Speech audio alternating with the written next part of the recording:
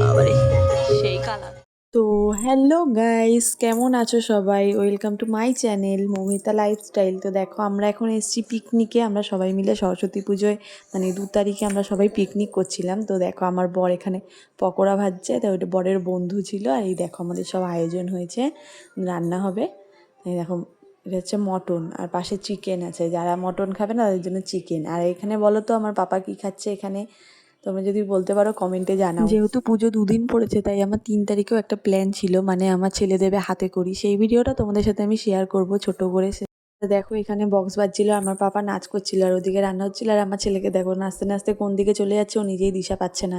তারপরে দেখো এখানে টিম মিলে নাচ করতে শুরু করে দিয়েছে। আমার পাপা একটা টিম, দেখেছো? দেখো সবাই নাচ করছে। তোমরা কে কে সরস্বতী পুজোয় কোথায় ঘুরতে গেলে কমেন্টে জানাও। আর দেখো আমাদের রান্না হয়ে গেছে, তো আমরা এখন খাওয়া দাওয়া করব। রান্নার কালার দেখেছো কত সুন্দর হয়েছে, খুব রান্নাও ভালো হয়েছিল। তো আমরা খাওয়া দাওয়া করে নিই।